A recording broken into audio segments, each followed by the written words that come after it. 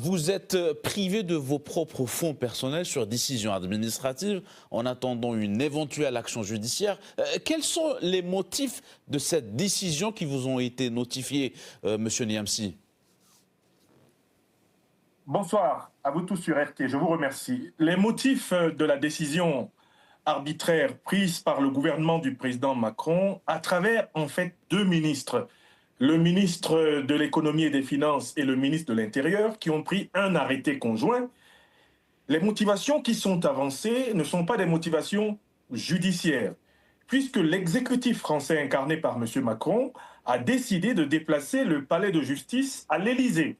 C'est le gouvernement français qui décide, en vertu d'une loi qu'il a mise en place contre les ingérences, que je suis coupable d'atteinte à la nation française, d'atteinte à la défense, à la diplomatie, d'atteinte à la souveraineté, d'atteinte à la population, à la sauvegarde de la population française. Et sur la base de cette décision unilatérale de M. Macron et de ses deux ministres, ceux de l'Intérieur et de l'Économie, il gèle tous mes avoirs et tous mes biens économiques en France, où je suis pourtant père de 4 enfants, dont 2 étudiants en études supérieures de 26 ans et 24 ans, et 2 jeunes enfants mineurs de 13 ans et 7 ans, avec comme unique source de revenus ce que je produis pour ma famille, donc mon épouse et nos quatre enfants.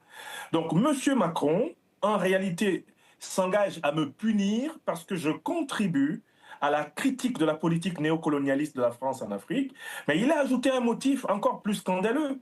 Il prétend que cette critique, je la fais sous l'influence de la Fédération de Russie et des gouvernements de l'Alliance des États du Sahel, le Mali, le Burkina Faso et le Niger.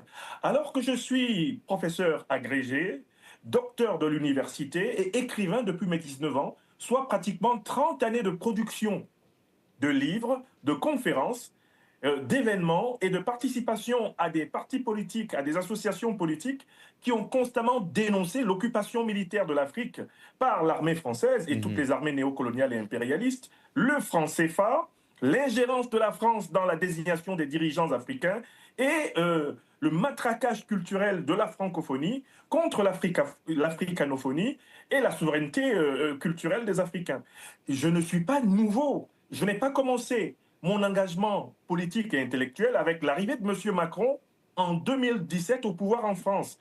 J'écris depuis 1992 et j'ai constamment défendu les mêmes thèses. Je suis donc en fait victime, littéralement, d'un crime de lèse-majesté décrété par le prince, ayant concentré tous les moyens de l'État à l'Élysée et ne permettant même pas à des juges français d'évaluer et d'examiner dans un processus contradictoire ces accusations. Il s'agit d'une dérive dictatoriale qui montre bien que les dictatures que nous avons connues en Afrique sont bel et bien l'émanation du colonialisme et du néocolonialisme français. Je dis souvent que l'antécédent, le colonialisme français, se met à ressembler à son image. C'est-à-dire que les dictatures que nous avons vécues en Afrique francophone sont entièrement maintenant reconfigurées et révélées dans leur pleine entièreté, là où elles ont été fomentées dans la pseudo-décolonisation des années 60. Donc lundi prochain, mes avocats introduisent une démarche contentieuse au tribunal administratif pour donner l'occasion à la justice française de s'exprimer, parce que tout ça se passe à l'écart de la justice française. M. Macron utilise la loi contre moi, exactement comme utilise le 49.3 contre le Parlement. Nous avons affaire à une dérive autocratique innommable. Oui. J'ai été citoyen français sous 3 présidents avant M. Macron. Je n'ai jamais été l'objet d'une telle procédure Oui. inquisitoire. Oui. C'est scandaleux. Oui, Monsieur Niamsi, voilà, en attendant la démarche judiciaire qu'on vous dit lundi prochain, selon vous, quel message veut véhiculer les autorités à travers une telle procédure à votre égard? Il s'agit en réalité d'une menace psychologique sévère, d'une intimidation et d'une terreur que l'on veut faire régner sur les opinions africaines en général et africaines de France en particulier.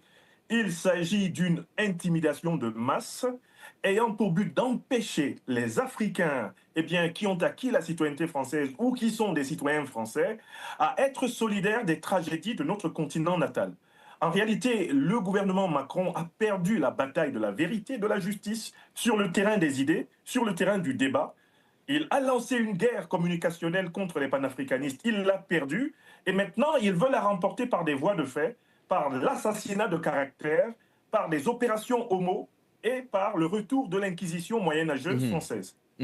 Professeur Niamsi, vous avez évoqué les opinions africaines. En quoi le panafricanisme peut déranger aujourd'hui une certaine élite politique française?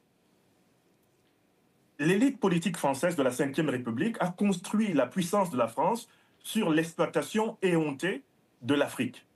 Le président Jacques Chirac, qui a été 2 fois élu président de la République française, a dit qu'une bonne partie de l'argent que nous avons dans nos poches en France vient de l'exploitation de l'Afrique depuis plusieurs siècles.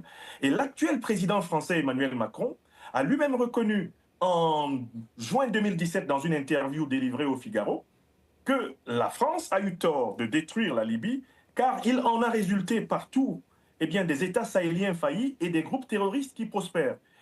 Donc en réalité, la puissance de la France a été construite sur l'impuissance organisée de l'Afrique, à travers des valets du colonialisme, du néocolonialisme français, mais également à travers des crimes de masse, des guerres d'extermination, à travers le principe du diviser pour mieux régner, à travers le principe du double langage, la proclamation démocratique droit de l'homiste d'un côté, et de l'autre côté, les pratiques les plus scabreuses de cette fameuse mafia de la France-Afrique à laquelle j'ai consacré 30 ans de mon œuvre d'essayiste et de philosophe politique.